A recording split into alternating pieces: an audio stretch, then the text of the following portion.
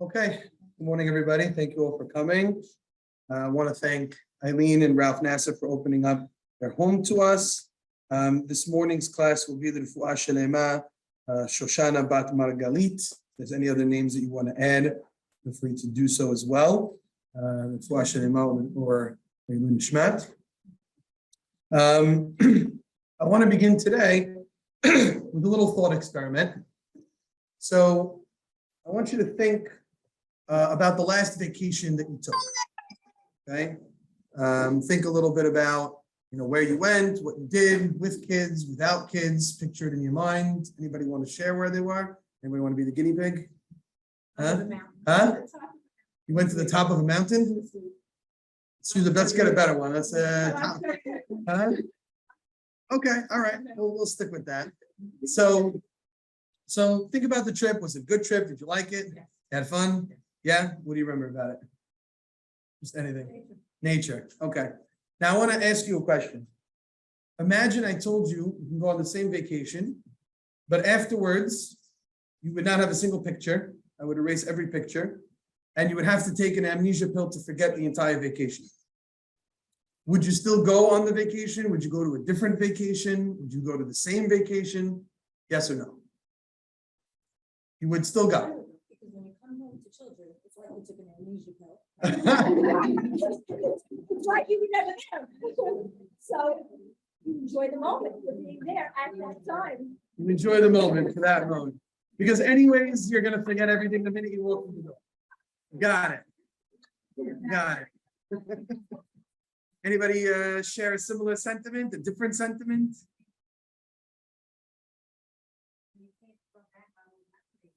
So you wouldn't go at all. Right. How many people would go to Disney World if that was the case? I still want to go to Disney World for sure, but at the very least, what you gain from Disney World is a good photo album. Past that, I don't know how much more you necessarily have there. Yes, Jenny.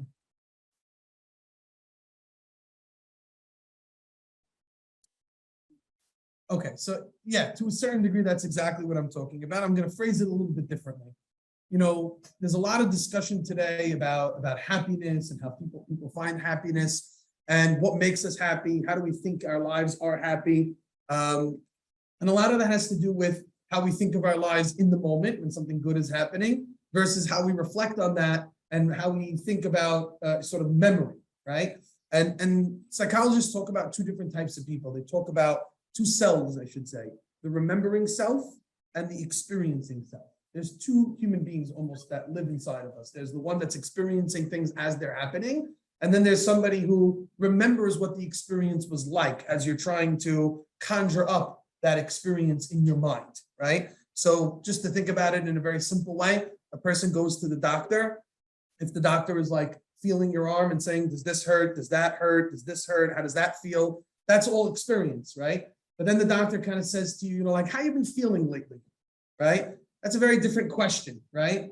Telling me, does this hurt? Okay, I'm thinking about that experience right then and there in that moment, versus if I probably asked you, like, how are you feeling lately, right?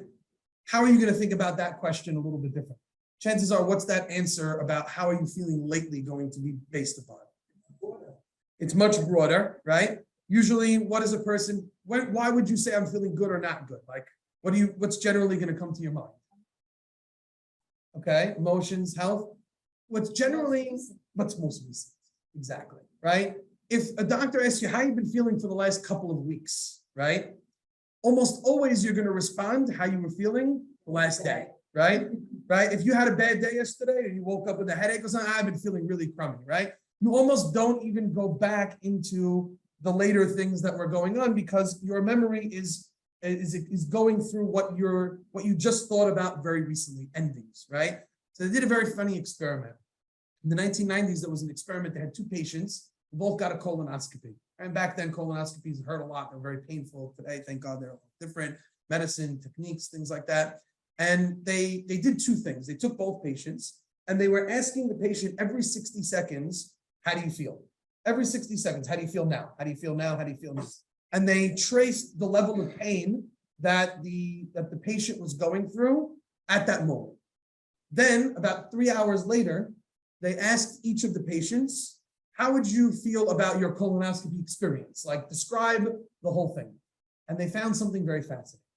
They found that patient A, who reported much less pain, right, every 60 seconds, but felt pain at the end of the colonoscopy, gave a much worse report about how their colonoscopy went than the other patient who had much more pain throughout, but at the very end felt okay. He said, I would go back to that same doctor. I would experience that again. It wasn't so bad, which teaches us something very powerful about the mind.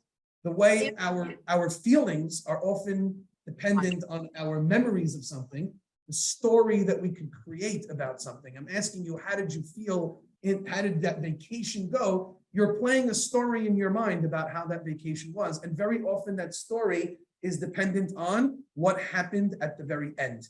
Think about if you've ever gone on I'll go back to vacation again. You go on like a 10-day or 2-week vacation, right? You ever feel like towards the end of it, like this is like maybe too much, right? Like, no, never felt that way? Wow, okay.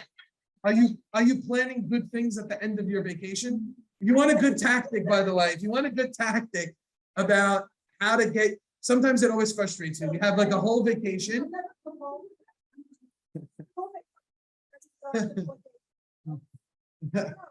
Okay, so you're I think you might be an anomaly, right? But it's funny. Imagine, I'll ask it this way. Some people, when they go into vacation, some people debate the Thursday to Thursday, the Sunday to Sunday, right? Like that.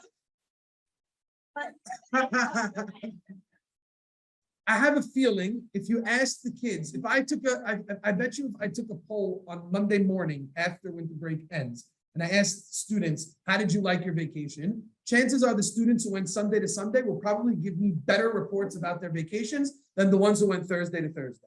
I have a feeling. What? They took 3 days, they sort of decompressed, and it's like, whatever, it was okay, right? Because they're playing the memory of the vacation. The story of their vacation is the last thing that they experience. If you want to get a good vacation, sometimes a short vacation with a lot of very good things will be a much more resounding experience than a longer vacation where less is going on towards the end of it. Always try to keep like one thing towards the end of the vacation. Oh, my vacation was great, right? Go 6 days, and the last 2 days it rained. It was a wash, whatever.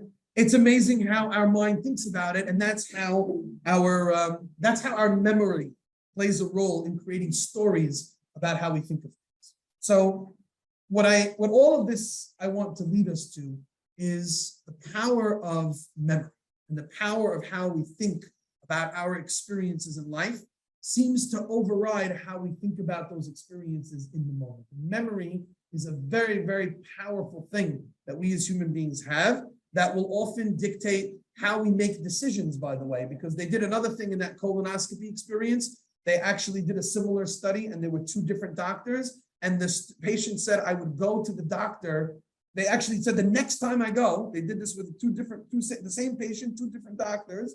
He said, the next time I go, the 3rd time, I want to go to the doctor who actually gave them more pain throughout, but had better experience in their mind, right? So our memory will actually, when we choose a vacation, will play a huge part in how we make decisions more than how we experience them in the moment. So why am I bringing up the concept of memory? Because I think memory is a fundamental concept to Judaism. Memory is very, very important to how we observe the Torah and how we build connections and relationships with each other and with Hashem on a religious level. So I'll go backwards a little bit to last week's parasha. Last week's parasha, the second of the 2, the Torah details the journeys of the Jewish people, all of the different places where they stopped. They camped here, and they traveled here, and they went here, and they went there, 42 different stops. And the Torah makes a point of mentioning each and every one of them by name. It's actually a very lengthy passage that everybody has difficulty with. Why is the Torah going out of its way? It doesn't waste a word, it doesn't waste a letter, to give us this laundry list of places that the Jewish people went. Many of them we have no idea how to identify. We don't know where they were. What is the point? Who cares, right? And the commentaries are all bothered by this. I want to share with you the Rambam's answer. The Rambam, in his book Moreh Nevuchim, the Guide to the Perplexed, offers a very powerful answer. And he connects it to the idea of memory. There's definitely seats up front. Everyone can come, file in. Come on in. The Rambam writes the following, and I'll read to you in the Hebrew, and I'll just translate it very quickly. He says, the need to mention all of the places the Jewish people went is a very great need. Why? Because all of the miracles and wonders that Hashem performed, they were all real to the people who experienced them. The people in the desert saw them with their own eyes. But now there's a challenge. In the future, they're only going to be able to pass down the memory of those experiences. The next generation will not have seen it firsthand. And so there's a possibility that they will deny that it ever occurred, right? When you hear something happen versus when you see it or experience it, it's two totally different things. If I went through it, I know that it happened, I experienced it, right? And my memory will tell me that I had it. But if I only heard it secondhand from somebody, now it calls it into question. Did it really happen? Didn't it really happen? Maybe it didn't happen the way the person who told it to me described it. I'm getting a second-hand or third-hand or 10th-hand account. And as it passes from generation to generation, it would appear that the testimony gets weaker and weaker and weaker. Now, we're experiencing this in our own time period. You think about the Holocaust 75 years ago, and people are denying it while we still have survivors, while we still have eyewitnesses currently alive who can testify. No, it didn't really happen that way. They're exaggerating it. The pictures are fake. They're doctored. The documents don't really exist. So anytime something happens of such a magnitude, there's always going to be people trying to deny it. And so we have to make sure that that memory lives on in order to make sure that that experience perpetuates. So says the Rambam, Al-Kin, for this reason, the Torah went out of its way as a divine document to record all 42 stops, to make the point to the future generations who read this document that these stops happened. The Jews went to these places. All of the miracles that we say happened for the 40 years in the desert occurred as long as the Jewish people were walking from place to place.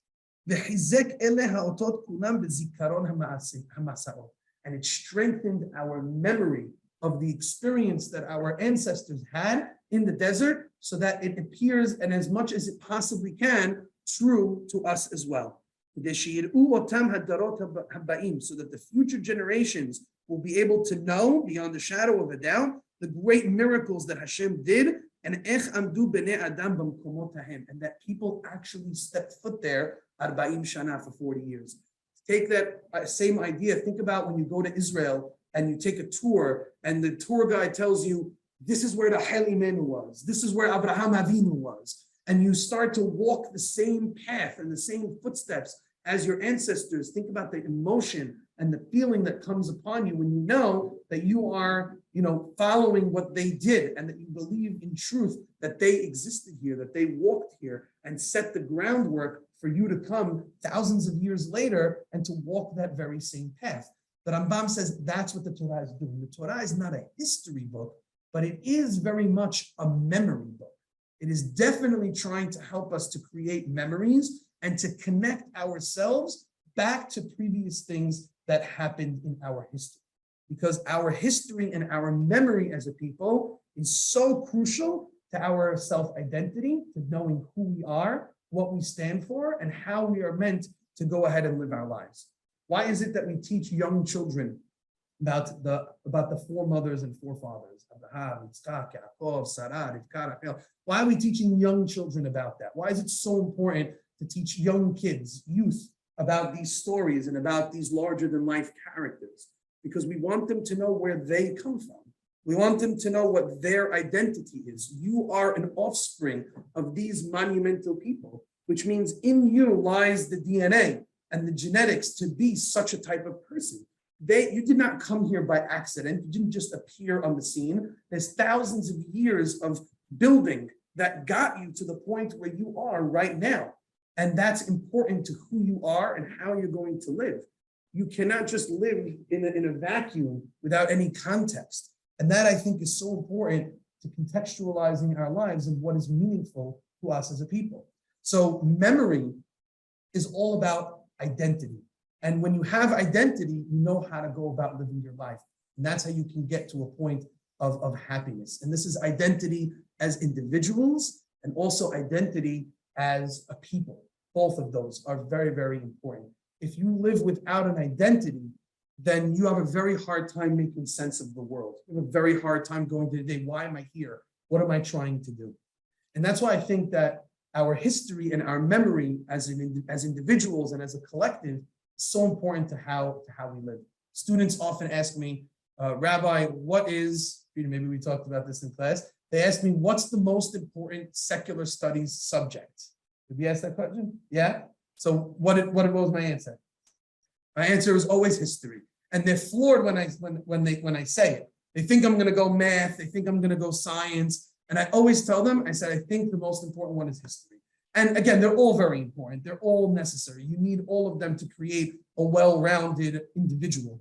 But history is so crucial because without history, you don't have an identity. And without an identity, you don't know where you're going in life. You don't know why you're here or what you're trying to go ahead and accomplish. And there's something very scary going on in the world around us, particularly in the country in which we live, in America, is this trend to rewrite history, to erase history, and to obliterate identity, right? To not look at yourself as in truth as to who you are, right? There's a lot of conversation going on about, how people identify themselves, male, female, something in between, genders, transgender, things like that. And there's a lot of conversation about it. My goal is not to converse about it. I personally don't believe that we're going to see that problem about people all of a sudden having mass amounts of our children in our community starting to have these types of issues. We'll find it'll seep in a little bit, but I don't think it's going to become a mass problem. But I think there is a deeper, more sinister problem that's going on behind the scenes that you have to be aware of. And that is with all the conversation around this that our children and us are hearing, they are starting to see, I can make my identity whatever I want it to be. I can self-identify however I want. And again, it might not be male, female, but Jewish, not Jewish, observant, not observant. I can make the decision about who I am as a person in a vacuum without having to see myself connected to anyone and anybody, right? I can choose to be whatever I want. I can ignore the reality. I can ignore the truth. I can ignore science, fact, history, but I can rewrite it all, ignore it, dump it, whatever I want, as long as it doesn't fit what I want to make myself, whatever my narrative is. And that to me is a very dangerous thing because that does start to creep into the minds of ourselves and our youth that I could decide what I want to be, and it's about me. The society around us is becoming increasingly egotistical and narcissistic. It's all about my happiness, what I need to accomplish in my life, what I see myself as, and everybody else has to treat me however I see myself. It's the antithesis of everything that Judaism stands for, because Judaism does not see, yes, it's very important to have a sense of self, of course, but that sense of self is not built in a day. It's not built in 2022. It's thousands of years old. It goes back to a tremendous chain. You're part of something that is bigger and broader than just you in America in 2022, 5782. And the sooner, the less our students see that, the less our children see that, the more they start to say, well, it doesn't matter to me. I'll give you a simple example. I have a conversation with teenagers all the time, high schools all the time, about fasting. We have a fast day coming up on Tisha B'Av. Am I fasting? Am I not fasting? And students, especially teens, struggle with all of the same things that we struggle. It is very hard to understand the day of Tisha B'Av coming up in a few days. It's a very big challenge. I'm trying to remember this temple that was destroyed almost 2,000 years ago, where they sacrificed animals and they did this and they did that. Very hard to relate, very hard to connect. We all struggle with that. Even the most learned amongst us, I mentioned last night by a class I was giving, have a very difficult time understanding, what that is. How are we supposed to relate to that? But part of what you hear in the rhetoric of our children is something they don't even realize is so egotistical.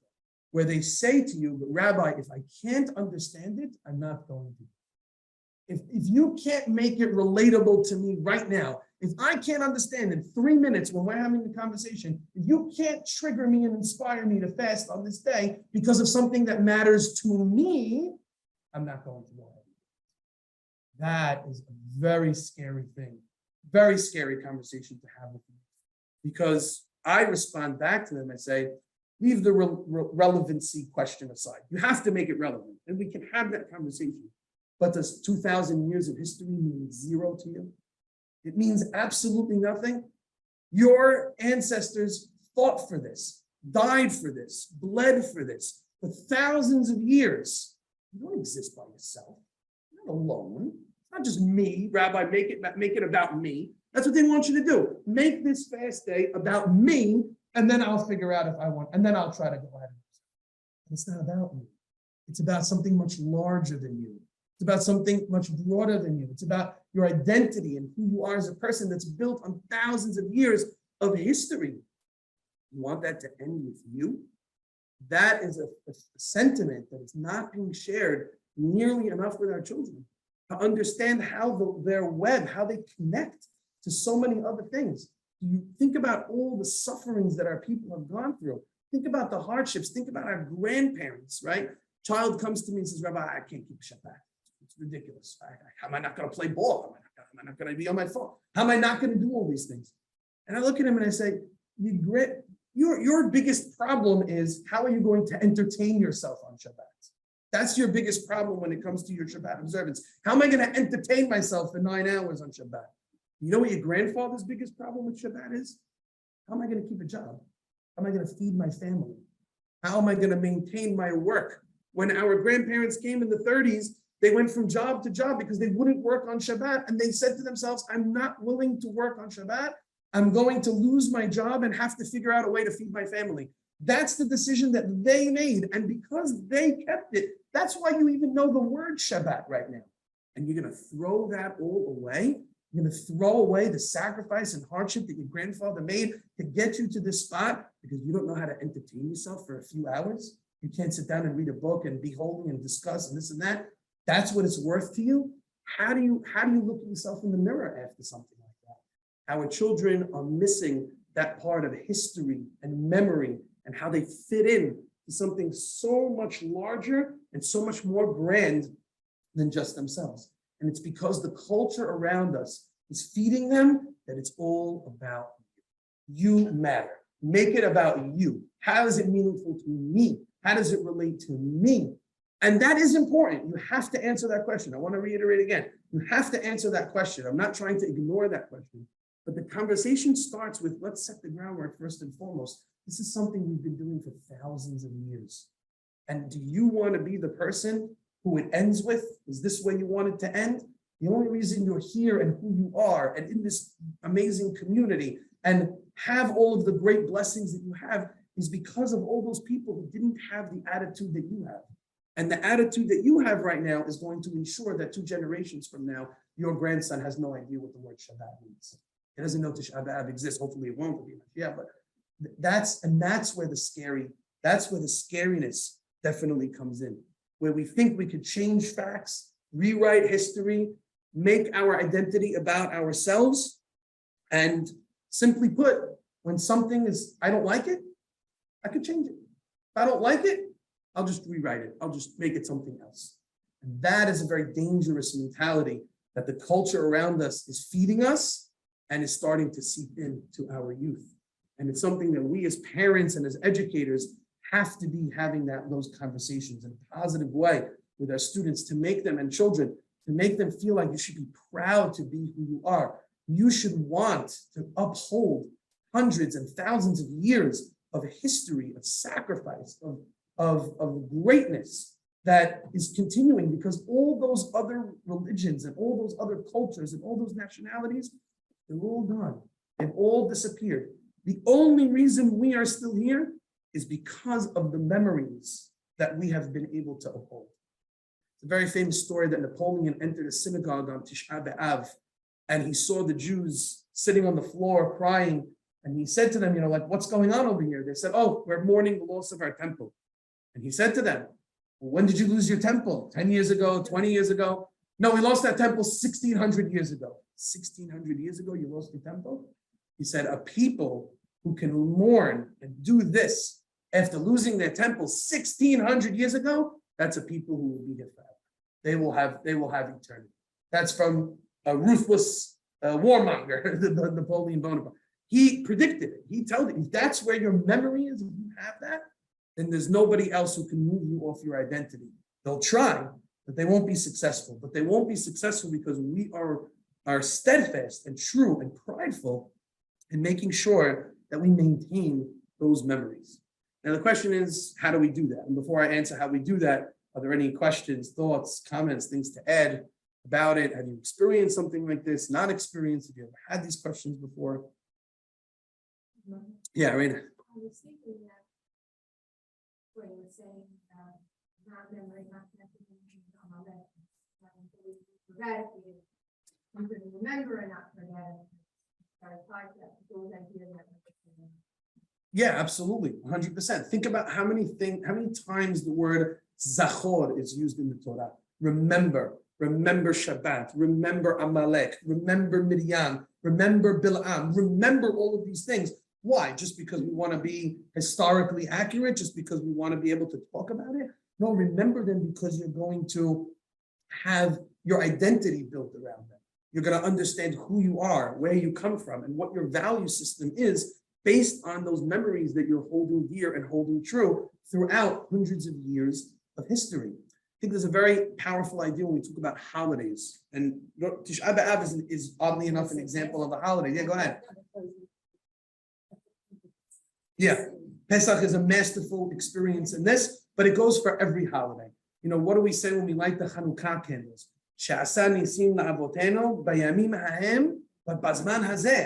In this time period, right? Judaism is not just about looking back at holidays and saying, oh, something happened in the past, so we're trying to keep up, we want to celebrate, right? Judaism is so much more profound than that. Judaism looks at things cyclically, right? When Hanukkah happened and a great miracle happened for the Jewish people, those days became intrinsically miraculous days. And for all eternity, for every Jew, it's a holiday of miracles. When you celebrate that holiday, you're not just celebrating something that happened way back when. You're tapping into an energy, to an experience, to an existence that is metaphysical, that is connected and impossible to sever from those days. When it's Pesach, it's about freedom. When it's Hanukkah, it's about miracles. When it's Purim, it's about your identity as a Jew. It's about pride, etc., etc. Every holiday and every special day on our calendar is not just to say, well, something happened once upon a time, so we have to gain 10 pounds, right? I mean, it's not what it's about. It's about tapping into the great thing that took place that now becomes part and parcel of history. And now I want to figure out, how do I unlock that? How do I bring that idea into my life and live by it so that I can have the greatest life experience, not just for me, but for other people as well. And this connects to a very important point, because when you take memory and you combine it with ritual, you get what I think is the most important word for us: tradition. Tradition. Tradition is really everything. It's what has kept us. It's why we are right now able to sit here in this room and talk ideas of Torah. It's because of our tradition. In Hebrew, we call it a masoret, that which was passed down from generation to generation.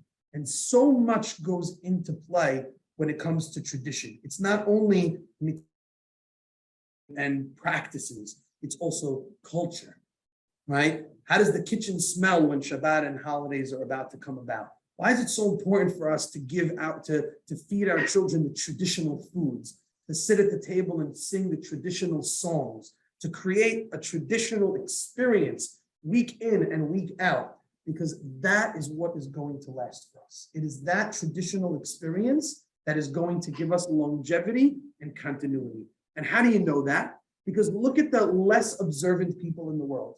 Baruch Hashem, us sitting in this room, whether we think of ourselves or not, we're in the top 0.001% of observant Jews in the world, right?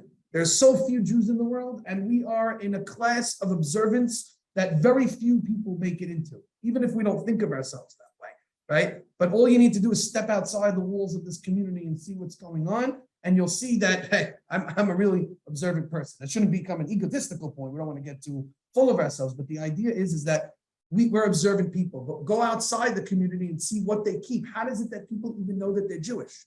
Because they light the Shabbat candles before they go party on Friday night. Okay, they party on Friday night. But they light their Shabbat candles and they make the challah and they make the motzi and they sit down and then they go and then they leave. But that's still important. It keeps that tradition alive, it keeps that flame alive. And future generations down the road have the ability to use that spark to grow it into something so much bigger. And we all know people who have become very observant, who their grandparents and great-grandparents almost kept nothing. But you know what they did do? They fed them the foods. They kept some cultural and what's the word I'm kind of looking for, commercial aspects of a holiday. Even just keeping that is something that keeps the flame burning alive. That's tradition. And that is so important to the longevity and existence of the Jewish people. Rabbi Akiva in Pirke Abot says, Masoret siyag leTorah. Tradition is the fence that protects the Torah.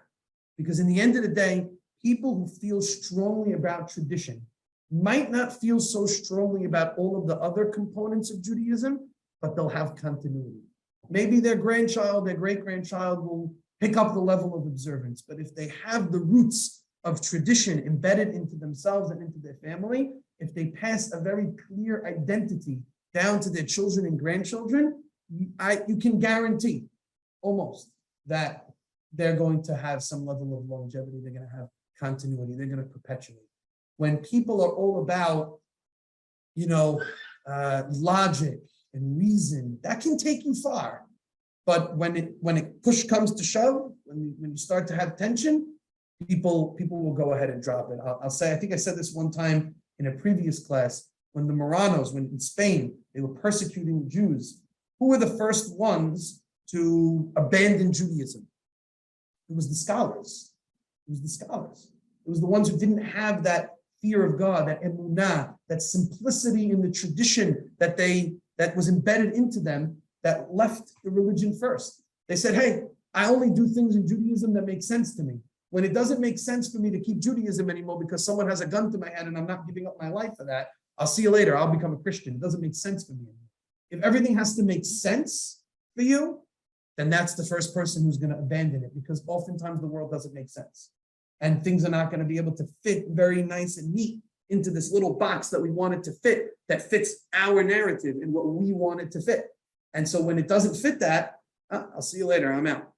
People who have tradition are people who say, I don't care if it doesn't fit.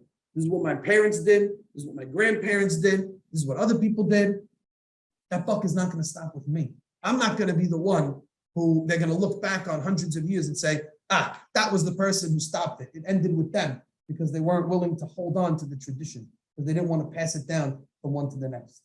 I'll give you another frightening thing that you're seeing in the culture that I think connects to this is our disrespect for the elderly. We live in a world now where everybody wants to be young, get young, look young. Everything is about youth. Take the elderly, ship them off, put them away. What am I going to do with my mother? What am I going to do with my father when they're too old? We look at them as a burden. We look at them as a problem. We look at them as outdated.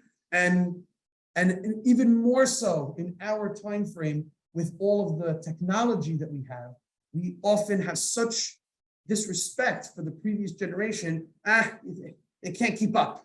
They can't keep up. They don't know how to use the phone this way. They use that way. We all joke around. We all make fun. But you'd be surprised how much our youth, they don't have any reverence for the previous generation, because they look at them and say, if you don't know how to work a phone, then you're an idiot, right? So you're ignorant. So you must not know anything, right? You must not have anything to offer me if you can't relate to me and everything that's going on in my life. It goes back to that same epidemic, is if my grandparent can't relate to me, I must not know anything. I'm the ultimate. I know everything. I know how to work this phone, I know how to do that technology, I can write this app, I can do that app. And there's no more sense of respect for experience, for how you live your life, And it's very frightening. It's very sad. Judaism tries to attack that and says, no, we stand for the elderly. We honor them and respect them. They come before us. We have to connect with them. And so again, it goes back to that very same idea, is that we don't have any respect for the prior generations. We've told us, are we being fed to the culture that everything that's new and youthful and hip, that's where it's at. And anybody who doesn't fit into that, disregard them, because they don't know what they're talking about. They don't know how to navigate this world. And it's so false, it's so untrue. So Judaism says you have to tap in to those prior generations. We're going to read at the end of the summer, we're going to read Parashat Ha'azinu. And Parashat Ha'azinu talks about what happened to the Jewish people that led them to deteriorate to the point of the destruction of the Beit HaMikdash. And many of the Shirat Ha'azinu says, you know what they do? She'al avicha v'yagedcha. Ask your father and he will tell you. Zekenecha, your grandparents, v'yomru, and they will tell you. It's because they didn't consult and didn't advise with prior generations. They didn't have a respect for the tradition. They didn't look at the past as something that was glorious that they needed to uphold. They said, no, I'm better. I'm more innovative. I'm more hip. I'm going to forge my own path and I'm going to make my own way. I'm not suggesting that you can't have anything that is unique to you. Of course, the world changes and the world evolves and things progress. There's no question about that. But it has to do it based on values and principles that come from the prior generations. Again, we didn't wake up one morning, Adam and Eve were created from the beginning. It didn't happen that way. We come from somewhere. And that legacy, those roots are very important and mean a tremendous amount. And if we want ourselves and our children to navigate this very, very confusing world in a way that is going to give them longevity and continuity and be on the principles, we have to be willing to tap in and talk to them about their memory, about their history, about their identity, how that plays a role, and most importantly, about tradition. This Sunday, when you're talking to your teen about fasting, they're going to put up a hard time with you. I guarantee it. They do it with me, and I'm sure they're going to do it with you. But at the very least, start the conversation by saying, what about our tradition? What about thousands of years? What about where we come from? Is that you want that to end with you? It's so important to be tapped into those traditional things. Very important. I don't know who has Hazanut and things like that. That's another thing we're starting to see. People can't tolerate the prayers. They can't tolerate the singing. They can't tolerate the Pizmonim. And it's so sad because in the end of the day, whatever happens around my table, this past Shabbat, we started singing Echazeh Benoam. My mother started singing the song. She knows the songs by heart. She never looked in the book once ever. She knows all the songs by heart because we sang them together. We started singing the song. My dad started crying. It was the first time we had our entire family together in maybe over a year because I'm healed. My brother's in California. My sister's in California and this and that. We had the whole family together. We started singing the song. We started singing the Pizmonim. My father started crying. Dad, why are you crying? Uncle Mo, I'm thinking about Uncle Mo. I'm thinking about Uncle Grandpa Isaac. I'm thinking about this. I'm thinking about that. All of a sudden, this whole emotional bag opened up for him because he had that memory and it connects him. And he passed it to his children and hopefully to his grandchildren. And looking around the room, so many families are on that same path. Don't lose that. Don't lose that. Don't abandon it. Keep it going. Your children are going to tell you that you're outdated. They're going to tell you you're te'il. Why you got to do that? Push forward. Don't worry. It's important. If we sing one song and you could roll your eyes from here to tomorrow, we'll still sing it. I guarantee you in 10 years from now, when they have kids, they're going to look back and say, Mom, Dad, thank you so much for teaching us that song, for continuing to sing that song. And now I can teach it to my kids. They're going to thank you in the end of the day that you kept up that tradition for them, because right now they're too immature. They're too young to really appreciate it, to understand it. Keep pushing it. Keep feeding it respectfully, properly, in the way that they're going to be receptive to it. But if you let it go because it's not cool and it's not hip, they're going to come back to you 20 years ago and say, Mama, what did you do? Why didn't you give me these tools? I can't teach my kid how to read anymore. I can't teach my kid how to sing anymore because I don't know them. I don't know how to make the kibbeh. I don't know what foods to feed for this holiday and for that holiday. And it sounds silly, but it's so important to creating that atmosphere of identity, which unfortunately is under attack right now. Hashem should give us the strength to continue to fulfill our traditions, to keep our culture alive, to pass that down to our children, and to protect us from the outside world that tries to undermine our identity. We should always remember who we are and be prideful of that and keep that going for many generations to come. Yeah. Yes, go ahead.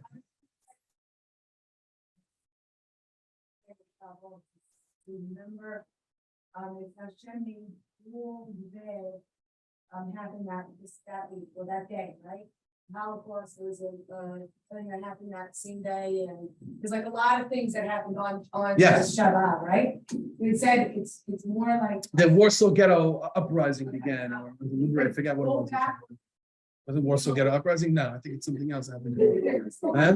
And Audrey will give us. Expulsion from Spain.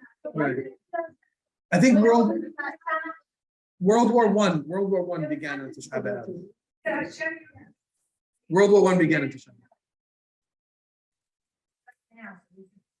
One thing that is saying use it as a remembrance, all the bad that's happening on this. You can tell the kids like it's one day that we're sacrificing to remember all the bad that our Jews went through in history. So. But Marjorie, it's a summer Sunday. You have to be ready. You have to be ready to answer. And it's a push off. That's when see this is when everybody gets Rabbi push. And stuff like that. So you have to be ready. You have to be ready to answer that. You have to be ready to answer that. Both of those items against.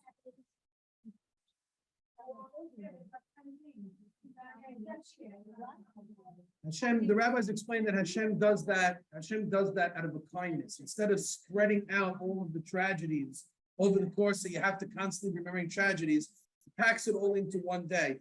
You know, for the Ashkenazim, we don't feel this as much as they do. But for the Ashkenazim, the day of Tisha B'Av is for them very central to the Holocaust. And there are many of their kinot, their lamentations, were written by rabbis who were in the Holocaust and post. And so they focus a lot. They focus a lot and relate through that. But even that relatability can sometimes be distracting. It's still important to connect that to the overall Jewish people. The Holocaust is sometimes something that's easy for people to attach themselves to because it's the most recent tragedy. But it still has to go all the way back to what would a Beit HaMikdash mean for us today? What would it provide for us? What things are lacking in the Jewish world as far as unity is concerned and stuff like that? If they're not identifying themselves as part of that, if it's just me, a Syrian boy or girl in Deal, New Jersey, and I'm living in a vacuum, they often don't see where the tentacles go and how things connect. And so that's something that we have to educate them on. It's not because they don't want to see it, it's because nobody showed it to them. And so that's something that we have to definitely make sure to think about. I was remiss, I apologize. Also want to say today's class was Leilun Nishmat Shlomo ben Salha, that's I think his father, Ananda Shalom. And so I hope that everybody will take this idea, remember the past, capture those memories, right? Think about, what those ideas are that you want to make sure that your child really holds on to and never feel embarrassed or to keep some of those traditional things around, because they'll make a very strong impact on our children as they grow up and mature and build their own families. They'll be very appreciative that you did that for them as well. Have a great day, everybody.